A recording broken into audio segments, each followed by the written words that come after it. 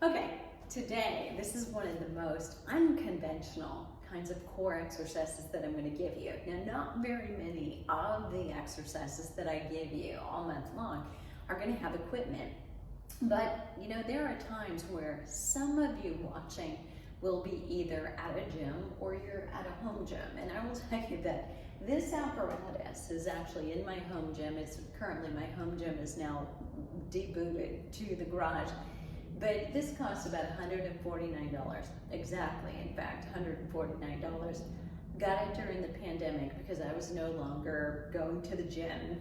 And every once in a while, there's a reason why you've got to have some kind of additional stimulus. And I wanted both the pull-ups from the back and I wanted the core exercise from the chair, which is what I'm going to show you. You can also do dips here. I tend not to do that because of the risk to shoulders and elbows. But what I'm going to show you is ways that you can use this if it's appropriate for you. Now, if you are vertically compromised, meaning you're not extremely tall, these are not necessarily made to be friendly for everybody. So every machine made in the gym is made for an average size, and unfortunately none of us is that average size. We're all somewhere along the continuum of shorter, taller, and all of our lever lengths from elbow to shoulder and from knee to hip, all of that is different too. So nothing is going to fit you perfectly. But there are some things specifically I want you to pay attention to when you get on this that will tell you, this, I can't do this, or I shouldn't do this.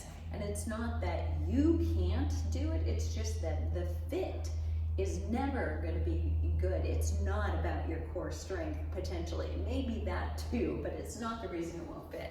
Now, I've got a couple cloths, just towels here, because during the summer in Arizona, it can get warm out here, and if you're sweaty and you go on to a smooth vinyl, it's not ideal. So this just keeps me from slipping. You can do the same, and sometimes when I'm in the gym, if I'm using something like that, I will just do it because it's where everybody's elbows go and just it's a little more cleanly. So what I want you to do is know that most of these will have a step right here so you can get up. But if you can't get up to this point and actually almost put your elbows on, you don't want to be hunching. You don't want to have your elbows or your shoulders feel like they're in your ears. You actually want to be here. You want to be able to maintain that and then to let go with your feet and feel like nothing has changed. So if I come here and as soon as I bring my feet out, if I sink down, I don't have the upper body strength, so let alone core. I can't get there to the core if I've got poor form up here. So here's where you would start. Just simply hanging, making sure you can stabilize your lower back against the bench. Now some of them will have a bosu, a rounded half ball behind you. That's actually a little bit more comfortable for many people. But as I'm doing this now, I'm going to make it a little bit more difficult, still pressing my lower back into the bench and lifting one leg at a time. Now we've done this earlier in the month and we'll do more later. When you're stabilizing through the core, moving your limbs is a little bit more intelligent. I'm going to take the feet down, just take a break. Now the reason I'm taking a break is for this. So the upper back, the shoulders are stabilizing, and actually that's a good exercise in itself.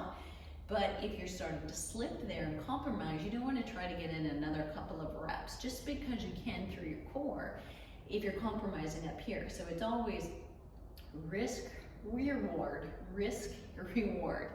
All right, so if I were coming back to this, and I found that was enough challenge, I would come back to those single knees. If I'm feeling like I could do that just fine, I may come up then to double knees. So I'm lifting and then I'm releasing. But notice I'm not just coming up and coming down, not swinging at all. I'm just coming up, I'm going to pause, and then I'm going to come down. So you might work yourself up to doing 10, just with a pause.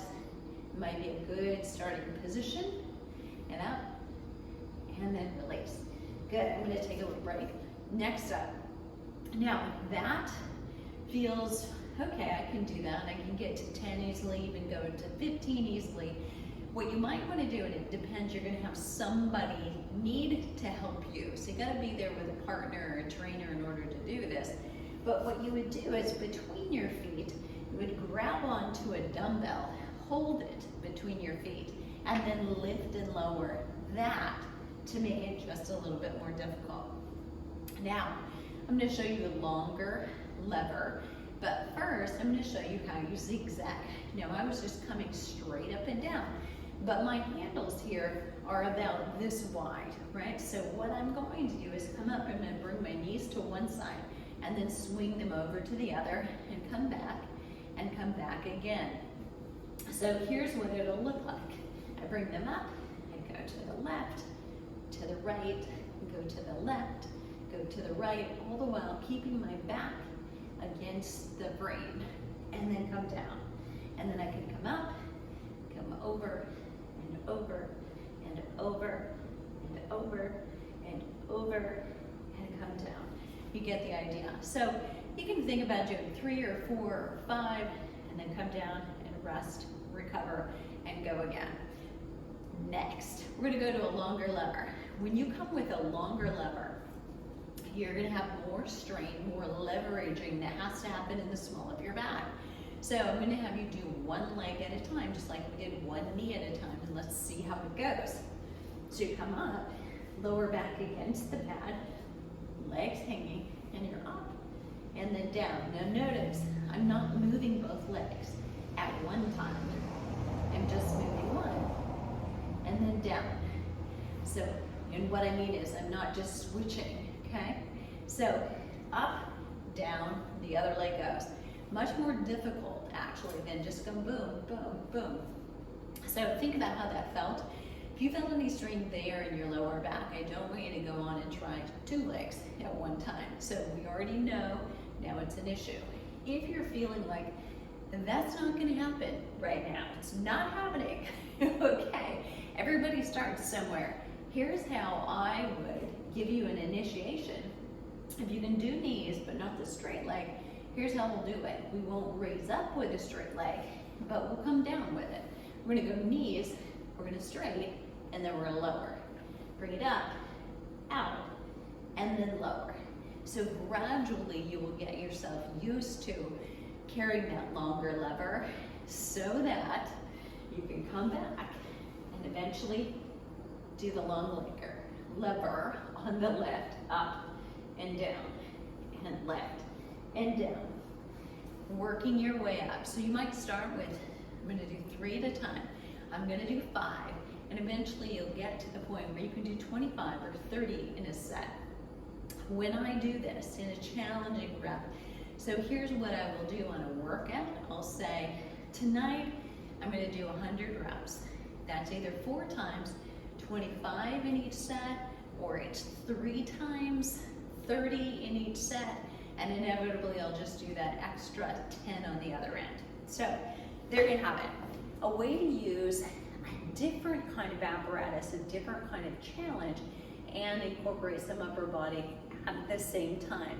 But you'll find this gives you just a different kind of workout. And if you felt like stabilization-wise, I can do a plank all day, this may be different, and different is good.